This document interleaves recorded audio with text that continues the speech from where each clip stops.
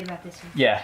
Hey, it's me, Destin. Welcome back to Smarter Every Day. So I've seen enough videos on the internet of a mantis shrimp punching to have a good idea of what's going on, but I don't understand it, like at the mechanical level. So today on Smarter Every Day, my sister has volunteered to model 3 seemingly unrelated objects to help us understand this a little bit better. But first, let's go to James Cook University and watch one punch in slow motion. Okay, where are we going? We're going to a place called Yorkie's Knob. Shut up. That's the name of it. To get some crabs. To get some crabs. We're not. From Yorkie's Knob. Yeah. I was hoping I could use that footage. I can't. That's true. Place is called Yorkie's Knob. You weren't lying. Oh. So Yorkie's Knob, now we have to find crabs. Anytime. That one. That's a good one. Grab that one. Got him? Got him. Excellent. There you go. Crabs in test tubes. I have to say, I've never seen that before. If it works, it'll be cool. So what we'll do is we'll take one of the test tubes with the crab in it. Yeah. We'll put the test tube down here, which will keep the crab there. He'll come out and go, bang, hit the crab and smash the test tube. Really? So the mantis shrimp it's a peacock mantis shrimp. Yep. Look at that joker. It's pretty awesome. Hey, don't they see more colors than any other animal? Yeah. They've got incredible vision. And their eyes are set up in parts of 3. So the top bits look in a different part from the middle, which is in a different part from the bottom. Kind of like the fovea on our eyes is different than, okay. Yeah. And we come. And move little crab. Bang! Triggered. Pull him out with that.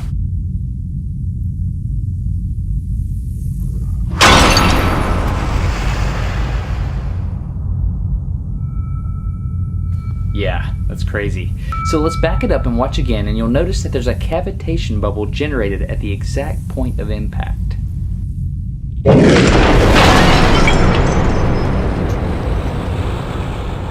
Okay, first of all, a mantis shrimp isn't even a shrimp. It's actually a stomatopod. We call it a shrimp because it kind of looks like it, but we also call it a mantis because it's similar to a praying mantis with its forearms. They have similar hunting strategies. Dr. Seymour says that that punch is so fast that it can't be accomplished by muscle movement alone. There has to be something else going on.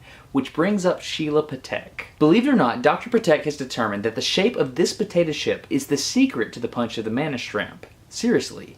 This shape is called a hyperbolic paraboloid, and if you've ever taken calculus, you've seen it. It's basically a saddle shape, and they're super strong.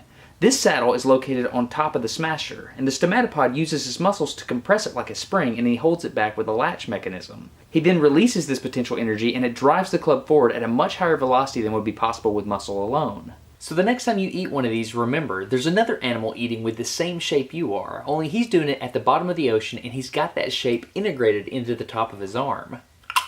If you've ever played with a vice clamp before, you've seen this type of mechanism. You can slowly clamp down on the tool, which uses a cam over action to lock it in place. And if you have it set right and squeeze it hard, you store mechanical strain energy.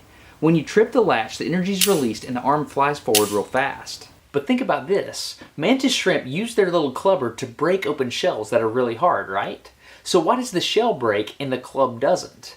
Let's watch another clip. This is Dr. Seymour feeding a crab to the stomatopod, except this time there's no test tube. It's flicking the flick the rock. Take the crab. Oh! Did you get it? Don't know. Oh! I feel for that crab.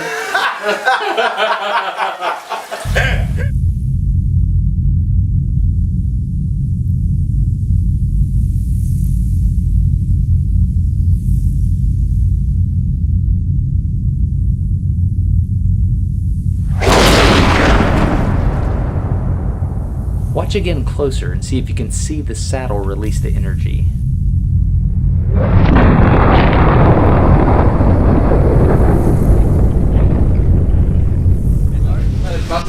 Look at that. Good grief.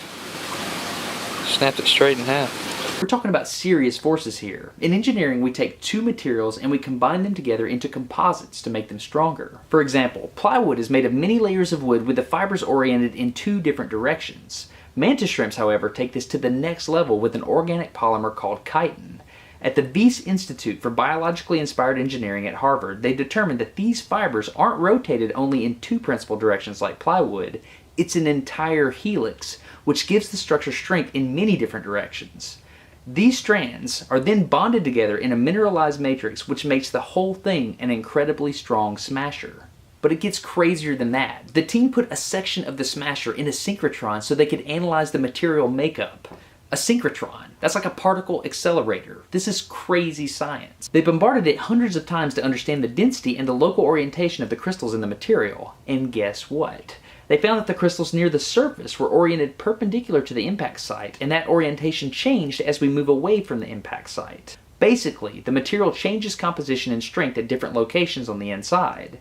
The impact surface is incredibly hard, but the internal structure transitions smoothly to allow the distribution of a huge impulse load throughout the rest of that structure so it can punch stuff all day long without breaking. So instead of a normal composite like plywood, which are identical layers stacked up and glued together, a mantis shrimp club is a variable composite, meaning you can vary the material makeup and the strength orientation wherever you need it. This is an incredibly smart way to design a system. In summary, I want you to love the mantis shrimp. I don't want you to love it just because of the mechanics of how it throws the punch, not because of the chemistry of the variable composition of the crystalline structure, the optics. It can see circularly polarized light.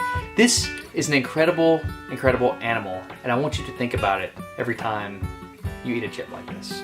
Can you do that for me?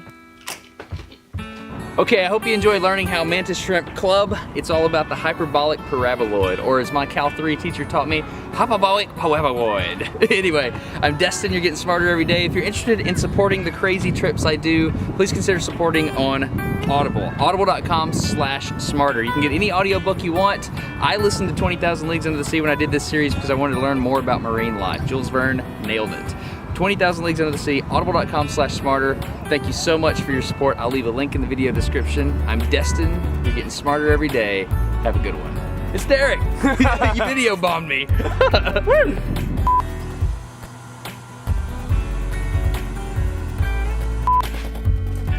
Oh crap! We could bring the lighting down on the chip, please. Perfect.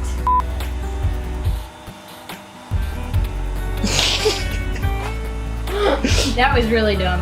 Which is why I think I'm gonna use it.